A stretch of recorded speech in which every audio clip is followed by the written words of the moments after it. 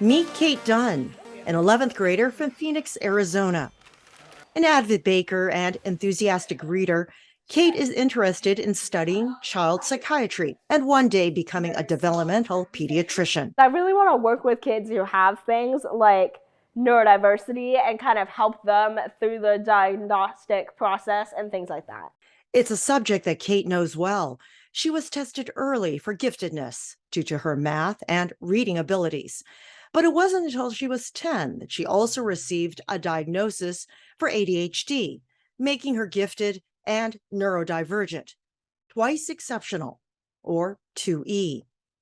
2E kids like Cate, at the intersection of educational ability and disability, can be tough to spot. Gifted students may use their skills to cover their struggles, or the other way around. The challenges may hide a child's giftedness. I have a lot of hyperactivity.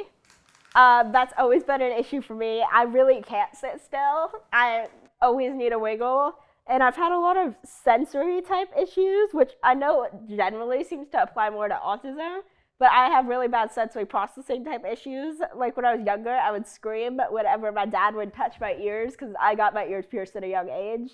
And I'm very sensitive to a lot of stuff, so a lot of that has also played into it. A little bit of the impulsivity and attention stuff, but I've never really had that many issues with daydreaming or anything. But the reason I feel like it took so long to get me diagnosed was because I was diagnosed or tested for giftedness when I was in kindergarten. So it's kind of that thing of if you have this, then it doesn't make sense for you to have this as well. And once identified, it can take work for 2E kids to get the right mix of support. How did you find ways to get what you needed at school for both the gifted part of yourself and also for your ADHD? The main support for me has actually just been advocating for myself in a sense, because I've had to go to my teachers, be like, this is what I need, this is what needs to be done, and that. For the giftedness, my mom really had to fight for me when I was younger to get me the support I needed through moving up in math through that. But after that, it was just kind of this is the system we have, this is what we're going to continue to do.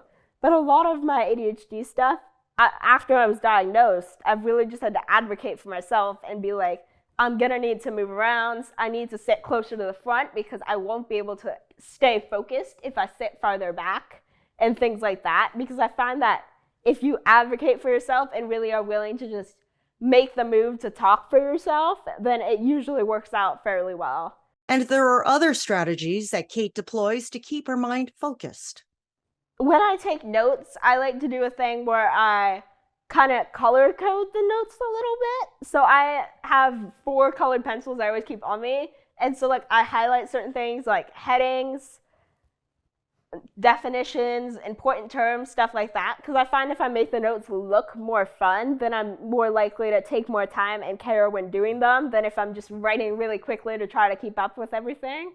So those have worked for me fairly well.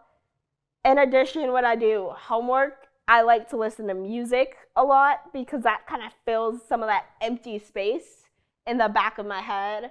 So that kind of helps me keep my homework on track. I like to listen to podcasts and other stuff like that when I'm doing other tasks that are not schoolwork related, because that also just helps me continue moving. I do have one of those clock things in my room that has a color thing. It's a 60-minute color thing to help counteract the time blindness. And I use that mostly when studying, because studying has less strict deadlines on when you finish. When you start a new term, what do you make sure is in place at school to help you succeed? And then oftentimes it's just kind of making sure they know, this is what I need, this is how you can help me get there. These are some signs you might see that might not be normal for you. For example, the fact that I like to stand up a lot, but it's not going to be a problem, especially if you let me stand in the side of the room where I'm not going to be in the way of anyone.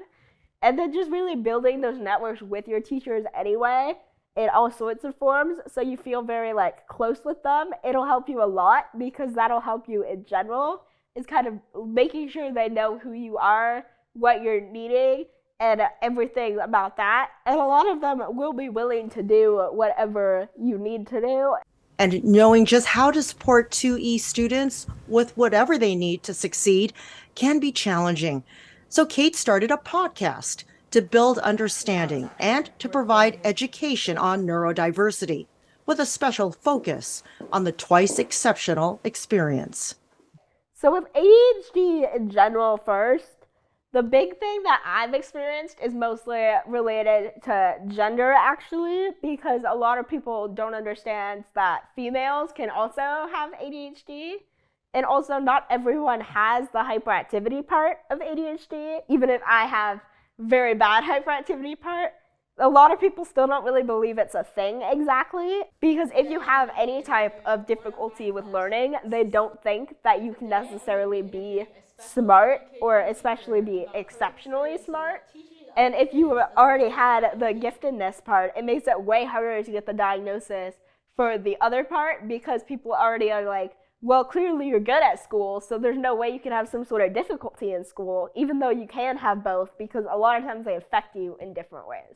So we can continue to educate people and teach people about everything they need, and then continue to build this community where they can feel like they can support each other, where they feel like they can find the support and education they need about their own experiences and relate to other people, kind of form that network for different people on where they can talk to them and learn more about their experiences and relate their experiences to their own experiences. Today I'm going to be interviewing one of my classmates, Celeste, who has autism and was willing to share with us her experiences. For a world of difference, I'm Mabel Jong.